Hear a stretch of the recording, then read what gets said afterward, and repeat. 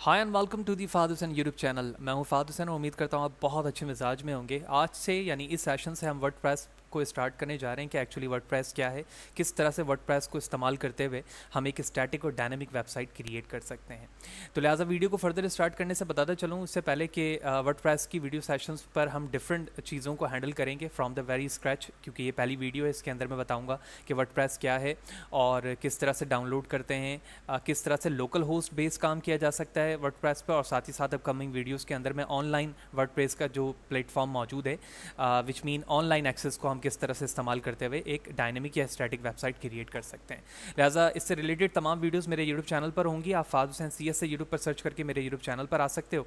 इसके पे क्लिक करने के बाद इसके प्लेलिस्ट पर जाओगे, वो तमाम वीडियोस जो कि डिफरेंट डिसिप्लिन्स की होंगी आपको मेरे प्लेलिस्ट पर मिल जाएंगी। इसके अलावा जो भी कंटेंट रिलेटेड मटेरियल होगा, प्रेजेंटेशन साइट कंटेंट, वो तमाम मेरे blog Fahad Hussain CS blogspot.com पे मिल जाएंगी। फ्रीली डाउनलोड करके आप यहाँ से यूज़ कर पाएंगे। लिहाजा अगर आप यूट्यूब चैनल पर नए हो, चैनल को सब्सक्राइब नहीं किया तो चैनल को ज़रूर सब्सक्राइब करें ताकि अपकमिंग वीडियोस के हवाले से आपको बर वक्त जानकारी मिले और नत नई चीज़ें आप बर वक्त आसानी के साथ सीख सकें। तो इस वक्त वर्डप्रेस की बेसिक डेफिनेशन को समझने के लिए मैंने विकिपीडिया को ओपन कर रखा है और हम कुछ in term of the statement WordPress की डेफिनेशन को समझेंगे। कोशिश हमारी यही होगी कि हम ज़्यादा से ज़्यादा प्रैक्टिकल वर्क करें, लेकिन फ़र्स्ट क्लास के रिस्पेक्ट से हम कोशिश करेंगे कि हमें कुछ थियोरेटिकल नॉलेज भी हो कि वर्डप्रेस क्या है, हम किस मकसद के लिए इस्तेमाल कर रहे हैं।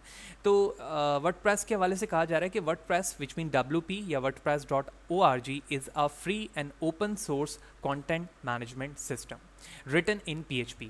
यानी हमारा जो वर्डप्रेस है वो एक ओपन सोर्स और फ्री सॉफ्टवेयर है जो कि कंटेंट मैनेजमेंट सिस्टम के बेस पर काम करता है। जैसे मैंने इस पर होवर किया, इस पर बताया जा रहा है कि content management system is a computer software use to manage the creation and modification of the digital content. इसका मतलब ये हुआ कि कंटेंट मैनेजमेंट सिस्टम एक ऐसा सॉफ्टवेयर है जो आपको ये फीचर प्रोवाइड कर रहा है कि यहाँ रहते हुए आप अपने डिजिटल कंटेंट को जो वेबसाइट पर मौजूद हैं, आइदर वो डेटाबेस से रिलेटेड हो या नॉन डेटाबेस रिलेटेड कंटेंट हो, उसमें आप क्रिड ऑपरेशन बर वक्त आसानी के साथ कर सकें। या उसमें जो मॉडिफिकेशन है, क्रिएशन है, किसी चीज़ को एडिट करना है, डिलीट करना है, ये कंटेंट मैनेजमेंट सिस्टम की जिम्मेदारी होती है और ये वर्डप्रेस के थ्रू आपको दिया जा रहा है। साथ ही साथ ये PHP में लिखा गया है, लेकिन कंटेंट मैनेजमेंट सिस्टम इसे बनाने की वजह ही यही थी कि ज़रूरी नहीं है इसके लिए कि आपको किसी प्रोग्रामिंग लैंग्वेज की ज़रूरत हो या आपको वो प्रोग्रामिंग लैंग्वेज आती हो, जो जैसे कि ये PHP पे लिखा हुआ है। लेकिन अगर आपको PHP पे कमांड है तो आप मज़ीद इंटरैक्टिव वे पर इसमें काम कर सकते हैं जहाँ जहाँ मॉडिफिकेशन की ज़रूरत होती है। लेकिन उसके बावजूद अगर आप PHP नहीं जानते हैं तो भी आप एक इम्पेरेटिव लेवल की content management system by using WordPress create करके फ्रीलांसिंग या किसी भी सॉफ्टवेयर से रिलेटेड कंपनीज़ में जॉब हासिल कर सकते हैं। साथ ही साथ फर्दर बताया जा रहा है and paired with MySql and MariaDB database, ये डेटाबेस के नाम हैं जिसमें आप इसको इंक्लूड कर सकते हैं। इसके अलावा इसमें कुछ प्लगइन्स आर्किटेक्चर मौजूद हैं, टेम्पलेट सिस्टम मौजूद हैं जो कि डिफरेंट पब्लिशर्स इसको प्रोवाइड करते हैं और इसको यूज़ करते हुए हम डिफरेंट फॉर्म्स के या डिफरेंट तरह के content management system base static या डायनेमिक वेबसाइट क्रिएट कर सकते हैं। आप फर्दर अगर इन चीज़ों को रीड करना चाहते हैं तो विकिपीडिया पर आने के बाद इनको फर्दर चीज़ें आप समझ सकते हैं कि ओवरव्यू क्या है, थीम से क्या मुराद है, प्लगइन से क्या मुराद है, एसेसरीज क्या चीज़ हैं, एसेसिबिलिटीज़ क्या चीज़ हैं। लेकिन जैसे जैसे हम आगे जाते रहेंगे इन तमाम चीज़ों का जिक्र आता रहेगा और वो हम और भी बेहतर तरीके से समझते जाएंगे। अब बारी आती है कि हम लोकल होस्ट पर यानी अपने लोकल मशीन पर वर्डप्रेस को यूज़ किस तरह से कर सकते हैं। तो इसके लिए मैंने वेबसाइट wordpress.com/डाउनलोड पर मैं मौजूद हूँ। जैसे आप इस साइट पर आएंगे तो ये डाउनलोड के इस ऑप्शन पर आपको लेकर आ जाएगा और यहाँ पर जैसे आप देख रहे हो कि लिखा हुआ है डाउनलोड वर्डप्रेस, ये लेटेस्ट वर्जन है 5.1.1। अब मैंने इस पर जैसे क्लिक किया तो इस वक्त वो मेरी मशीन पर डाउनलोड हो चुका है। इट्स टेक फ्यू सेकंड्स और उसके बाद ये आपकी मशीन पर डाउनलोड हो जाएगा। अब ये जब डाउनलोड हो जाए तो उससे पहले आपकी मशीन में ज़रूरत की इन चीज़ों की है, आपकी मशीन पर Xampp सर्वर होना चाहिए। ठीक है, Xampp सर्वर इस तरह से दिखता है, इसमें अपाची और MySql को मैंने यहाँ से एक्टिव किया हुआ है। अगर आपकी मशीन पर यह मौजूद नहीं है तो आपको डाउनलोड करना होगा। डाउनलोड करने के डिफरेंट रिसोर्सेज मौजूद हैं, जिनमें से एक रिसोर्स हमारा डाउनलोड Xampp है, जिसमें apache-friend.org की वेबसाइट है जिसे मैंने ओपन किया। ओपन करने के बाद आप जो वर्जन्स यहाँ पर इस्तेमाल करना चाहते हैं Xampp सर्वर का, ठीक है, जैसे मैंने यहाँ पर लिया हुआ है 3.2.2, तो जो भी वर्जन्स है आप उसका इस्तेमाल कर सकते हैं। अगर आप विंडोज़ पे काम कर रहे हैं तो विंडोज़ के लिए, लिनक्स पे काम कर रहे हैं तो उसके वर्जन्स को आप डाउनलोड करके इंस्टॉल कर लेंगे। और उसके बाद मैंने दोनों पोर्ट को यहाँ पर एक्टिव किया हुआ है।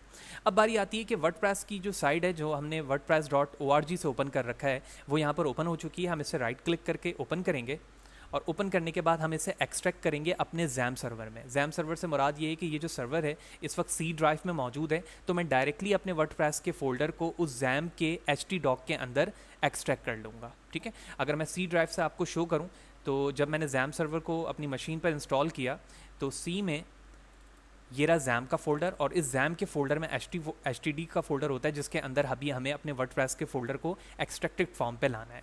लिहाजा इसके लिए हम अपने एक्सट्रैक्ट टू पर ऑप्शंस पे क्लिक करेंगे। उसके बाद मैं यहाँ से सी पे क्लिक करता हूँ। सी पर आने के बाद ये रहा Xampp के अंदर htdoc, मैंने इस पर क्लिक किया। आप देख रहे हैं यहाँ पर पाथ सेट हो चुका है। उसके बाद मैंने ओके पे प्रेस कर लिया। इट्स टेक फ्यू सेकंड्स, उसके बाद ये एक्सट्रैक्ट हो जाएगा और हमारे उस फोल्डर में यकीनी तौर पे सेव हो चुका है। अब बारी ये है कि हम इसे एक्सेस करेंगे। एक्सेस करने के लिए जैसे मैं 2-3 दफ़ा आपको बता चुका हूँ कि Xampp सर्वर हमारा एक्टिव है और अपाची सर्वर इस वक्त पोर्ट नंबर 82 पे मेरा एक्टिव है। लिहाजा मैं यहाँ पर आऊँगा अपने वेब ब्राउज़र पे जिसको भी मैं इस्तेमाल कर रहा हूँ, localhost 82/php myadmin। ठीक है, तो php मैंने myadmin को यहाँ पर ओपन कर लिया। उसके बाद मैं एक डेटाबेस क्रिएट करूँगा ताकि मैं अपने वर्डप्रेस को इनेबल कर सकूँ लोकल होस्ट पे यूज़ करने के लिए। लिहाजा मैंने डेटाबेस पे क्लिक किया और एक डेटाबेस बनाया जिसका नाम रखा WB_WordPress। आप कोई भी मीनिंगफुल नाम रख सकते हैं। उसके बाद मैंने क्रिएशन पे क्लिक कर दिया। क्लिक करने के साथ ही इसके नेक्स्ट टैब पर मैं लिखूँगा localhost 82/।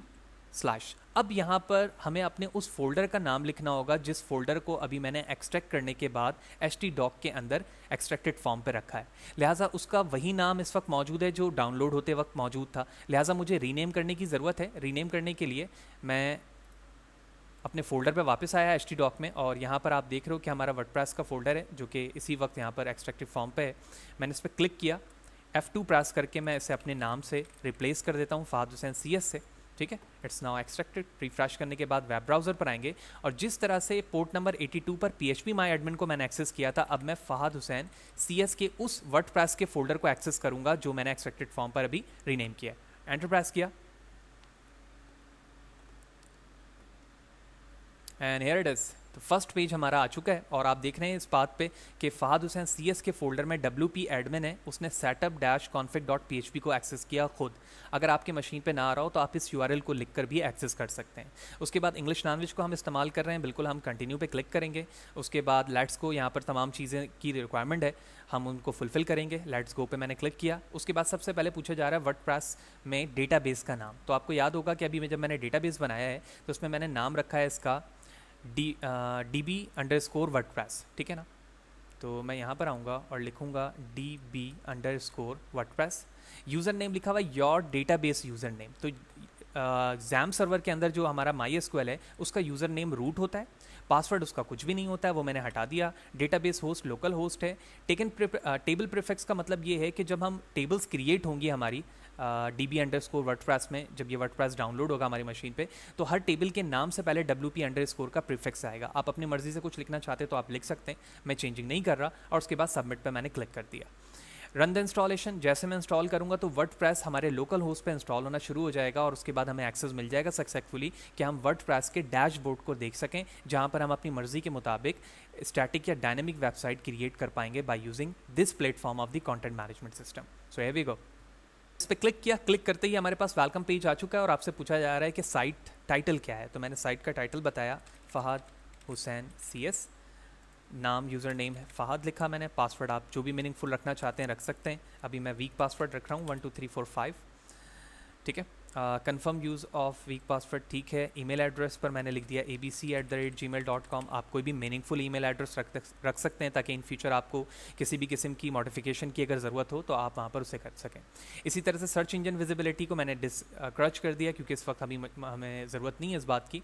तो हमें ईमेल एड्रेस अपना याद रखना है और साथ ही साथ पासवर्ड, क्योंकि जैसे ही हम इसे इंस्टॉल करेंगे तो लॉगिन करते वक्त इन दोनों चीज़ों की हमें ज़रूरत होगी। मैंने इंस्टॉल वर्डप्रेस पे क्लिक किया and it's install successfully. Never पे क्लिक किया और यहाँ से मैं लॉग आउट हो गया।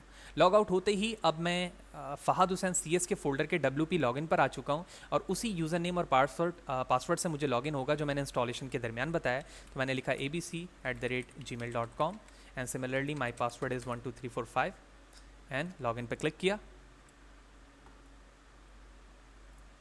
And here we go.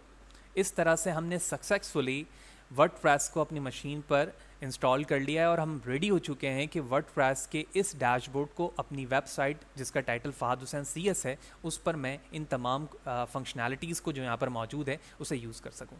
तो नेक्स्ट सेशन के अंदर जाएंगे तो हम देखेंगे कि जिस तरह से मैं लोकल मशीन पर ये तमाम काम करके लोकल होस्ट पे देख सकता हूँ, तो क्या मैं wordpress.com, क्योंकि ORG से हमने यहाँ से डाउनलोड किया था, जबकि wordpress.com एक ऐसा प्लेटफॉर्म है जो हमें ऑनलाइन एक्सेस देता है। तो हम साथ ही साथ नेक्स्ट सेशन पर डिफरेंस भी समझेंगे इन दोनों का, और साथ ही साथ ऑनलाइन एक्सेस पर हम किस तरह से अपने लोकल होस्ट पर इन तमाम चीज़ों को एक्सेस कर सकते हैं, वो चीज़ें भी देखेंगे। अगर मैं अपनी साइट को देखना चाहता हूँ तो मैं इस पर होवर करूँगा, जैसे कि आप यहाँ देख रहे हो, यहाँ लिखा रहा है विजिट साइट, मैंने इस पर क्लिक किया और आप देख रहे हो local host 82 Fahad Hussain CS का ये URL यहाँ पर एक्सेस हो चुका है और मेरी वेबसाइट यहाँ पर डिफ़ॉल्ट तौर पर जो जिस टेम्पलेट को यूज़ कर रही है और जिस पोस्ट को एक्सेस कर रही है वो यहाँ पर आ चुका है। अब मैं अपनी रिक्वायरमेंट के मुताबिक इसमें मॉडिफिकेशन करके यूज़ करता रहूँगा।